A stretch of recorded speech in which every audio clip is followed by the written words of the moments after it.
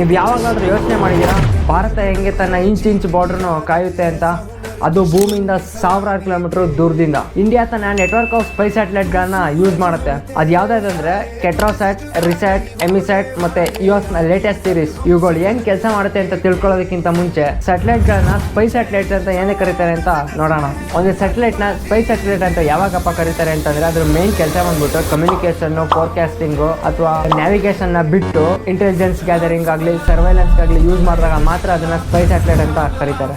ಈ ಸ್ಯಾಟಲೈಟ್ಗಳಲ್ಲಿ high resolution cameras, infrared sensors ಮತ್ತೆ ರೆಡಾರ್ ಇಮೇಜಿಂಗ್ ನ ಯೂಸ್ ಮಾಡಿರ್ತಾರೆ. ಇದು ಎನಿಮಿ ಮೂವ್ಮೆಂಟ್ಸ್ ನ ಟ್ರ್ಯಾಕ್ ಮಾಡೋದಕ್ಕೆ ಹೆಲ್ಪ್ ಮಾಡುತ್ತೆ. ಅದು ಡೇ ನೈಟ್ ಆಗಿರ್ಲಿ, ಮೋಡಗಳ ಮಧ್ಯದಲ್ಲಾಗಿರ್ಲಿ ಈ ಟೆಕ್ನಾಲಜಿ ಅಕ್ಯುರೇಟ್ ಆಗಿ ವರ್ಕ್ ಆಗುತ್ತೆ. ಇವುಗಳು ಪ್ರತಿಯೊಂದು ಮೂವ್ಮೆಂಟ್ಸ್ ನ ಟ್ರ್ಯಾಕ್ ಮಾಡ್ತಾ ಇರ್ತಾರೆ, especially India Pakistan border, India China ಬಾರ್ಡರ್ಗಳಲ್ಲಿ.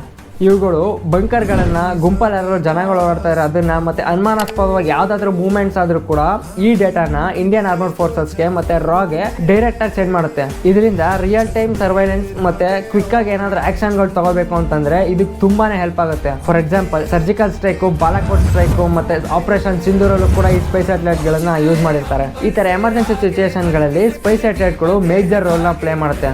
ಈ ಸ್ಯಾಟಲೈಟ್ ಗಳಿಂದ ಎನಿಮಿ ಟಾರ್ಗೆಟ್ಸ್ ನ ಪ್ರಿಸೈಸ್ ಆಗಿ ಹುಡುಕಿ ಕನ್ಫರ್ಮ್ ಮಾಡಿ ಎಕ್ಸಾಕ್ಟ್ ಆಗಿ ಆ ಟಾರ್ಗೆಟ್ ನ ಧ್ವಂಸ ಮಾಡೋದಕ್ಕೆ ಹೆಲ್ಪ್ ಮಾಡುತ್ತೆ. ಆಕಾಶದಲ್ಲೇ ಇದ್ದು ಯಾರ ಕಣ್ಗೂ ಕಾಣಿಸುತ್ತೆ ಇಡೀ ನಮ್ಮ ಭಾರತದ ಬಾರ್ಡರ್ಸ್ನ 24/7 ಕಾಯ್ತಾ ಇರೋ ಈ ನಮ್ಮ ಸ್ಪೇಸ್ ಸ್ಯಾಟಲೈಟ್ಗಳ ಬಗ್ಗೆ ನಿಮ್ಮ ಅಭಿಪ್ರಾಯ ಏನೋ ಕಮೆಂಟ್ ಮಾಡಿ ತಿಳಿಸಿ. ಜೈ ಹಿಂದ್.